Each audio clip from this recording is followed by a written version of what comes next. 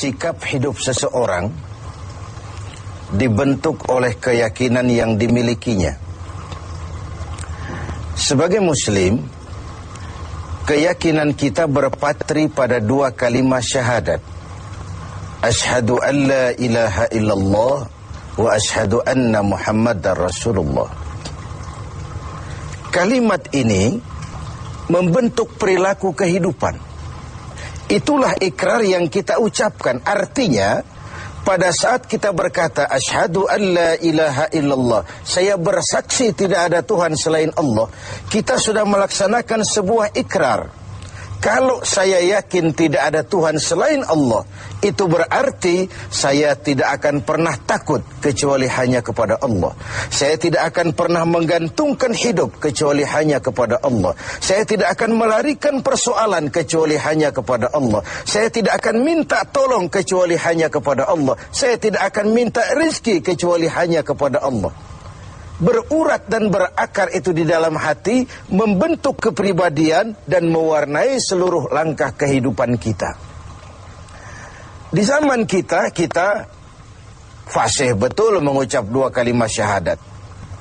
Tahlil pun lancar. Tetapi konsekuensi dari kalimat itu sering kita abaikan.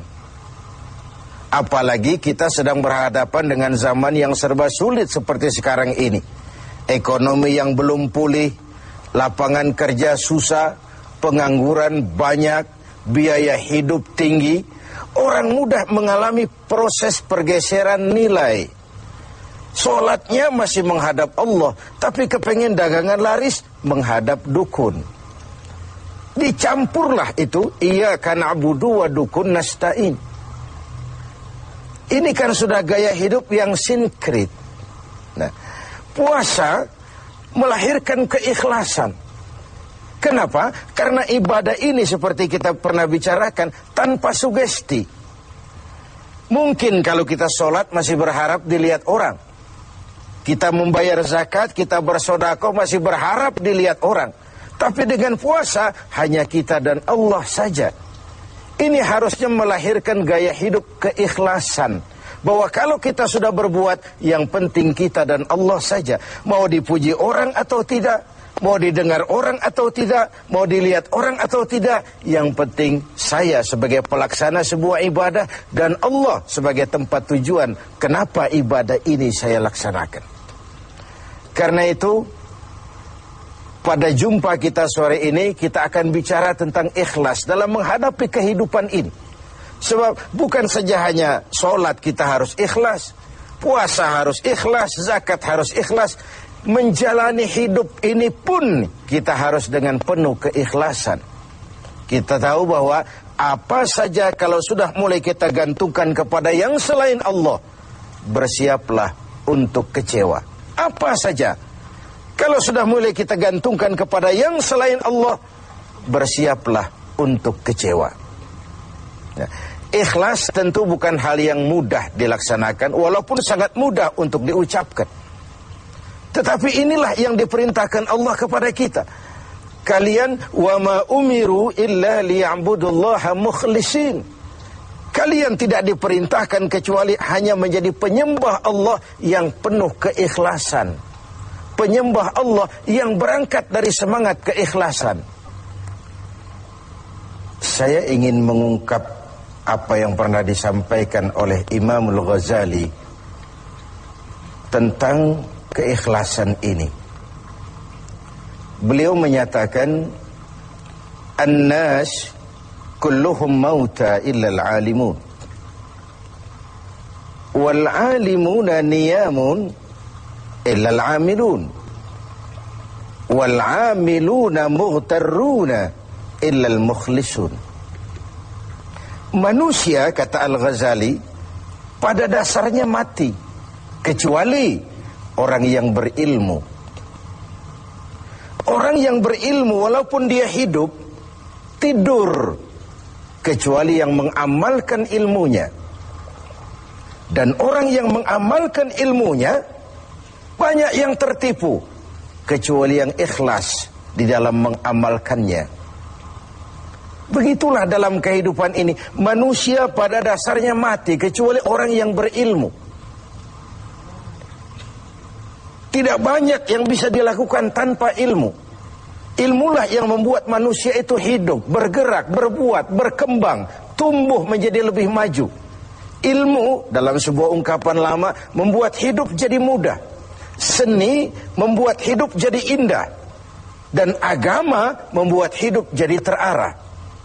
Dengan ilmu hidup jadi mudah. Apa yang hari ini terjadi di benua lain, hari ini juga kita tahu dari kamar kita. Dari kamar kita bahkan kita bisa ngobrol ke luar negeri. Itu kemudahan yang terjadi karena faktor ilmu. Dahulu tahun 50-an, orang kita kalau pergi haji ke Mekah 6 bulan. Kita sudah lupa dia baru pulang 6 bulan. Yang ada cuma kapal laut, sementara Mekah Madinah unta. Sekarang orang berhaji cukup 1 bulan. Kemajuan ilmu yang menciptakan Boeing memotong waktu 5 bulan. Ruang dan waktu sudah bukan masalah. Manusia mati kecuali yang berilmu. Orang yang berilmu walaupun dia hidup tidur kecuali yang mengamalkan ilmunya itu. Nah, orang yang mengamalkan ilmunya banyak yang tertipu. Merasa sudah banyak karyanya, sudah banyak ibadahnya, sudah banyak kebaikannya. Mereka banyak yang tertipu, illal mukhlisun, kecuali yang ikhlas di dalam mengamalkan ilmunya itu. Ikhlas itu, itulah roh dari amal yang kita kerjakan. Amal tanpa ikhlas, jasad tanpa roh, mati nilai amal kita. Nah, dan iblis itu luar biasa. Sehingga Nabi katakan, iblis masuk ke tubuhmu, menggodamu melalui saluran darahmu. Persempit jalan masuk iblis ke tubuhmu. Sahabat bertanya, dengan apa ya Rasul? Dengan zikir dan lapar. Saya ingin mengulangi hadis ini. Iblis masuk ke tubuhmu, menggodamu melalui saluran darahmu. Persempit saluran masuk iblis ke tubuhmu. Dengan apa ya Rasul? Dengan zikir dan dengan lapar. Jadi ketika kita melaksanakan ibadah puasa ini, kita mempersempit ruang gerak iblis. Itu makna bahwa kalau datang Ramadan, diikat setan dan iblis itu. Siapa yang mengikat? Ya kita sendiri. Dengan apa? Dengan ibadah puasa. Kita ikat dia, tidak berkutik, memperturutkan hawa nafsu sebagai kendaraan utama si iblis tadi. Jadi kembali kepada soalnya, keikhlasan. Itulah nilai dari amal kita. Nah, iblis datang kepada setiap orang dengan bendera yang tidak sama. Iblis datang kepada orang kaya dengan bawa bendera bakhil. Iblis datang kepada penguasa dengan membawa bendera kezaliman. Iblis datang kepada para kiai dengan membawa bendera hasud, iri hati, dengki. Iblis datang kepada orang kaya dengan membawa bendera pelit, bin bakhil alias kikir. Strateginya berbeda, bergantung kepada yang didatanginya. Nah, kalau itu tidak terkena, ditanamkannya lah perasaan bangga. Amalmu sudah banyak, kebaikanmu sudah banyak. Dihilangkanlah keikhlasan kita. Karena itu hadirin dan pemirsa, saya ingin menyampaikan sebuah potret tentang ikhlas ini. Dulu ada cerita, kiai punya santri 2 orang. Satu namanya si Ali, satu namanya si Umar. Satu hari si Ali pergi ke kebun, nyabut singkong. Singkong tercabut, Ali melihat, ini singkong bagus sekali. Kalau dihadiahkan kepada Pak Kiai, senang hati beliau. Tabarukan, cari berkah. Berangkat ke rumah Kiai, bawa singkong. Sampai di rumah Kiai, Assalamualaikum Pak Kiai. Waalaikumsalam. Ada apa? Dari kebun Pak Kiai, saya jabut singkong, bagus sekali. Saya ingat sama Kiai, doakan saya Kiai. Bawa masuk ke dapur, Li. Ali masuk ke dapur, taruh singkong. Kiai bilang sama istrinya, Bu, Ali ini jauh-jauh datang kemari, hadiahkan kita singkong ini. Pulang kita kasih apa dia? Kata istrinya Kiai, Bang, ada seekor kambing di belakang, hadiah pengusaha tempo hari sama kita. Daripada di sini tidak ada yang merawat, kan lebih baik dikasihkan si Ali. Siapa tahu dia pelihara berkembang biak jadi banyak nantinya. Jadilah itu. Ali permisi mau pulang, kata Kiai, "Li, saya hadiahkan kau seekor kambing. Peliharalah, mudah-mudahan membawa berkah." "Terima kasih Pak Yai." Pulanglah Ali dengan kambing seekor ini. Di jalan pulang ketemu temannya si Umar. "Dari mana kau, Li?" "Dari rumah Kiai, Umar." "Itu kambing?" "Dikasih sama Kiai." "Kenapa kamu dikasih kambing?" "Enggak tahu, saya datang cuman bawa singkong ke rumah Kiai, pulang dikasih kambing." Si Umar nih otak dagangnya jalan. Kalau Ali saja bawa singkong dikasih kambing, bagaimana kalau saya bawa duren?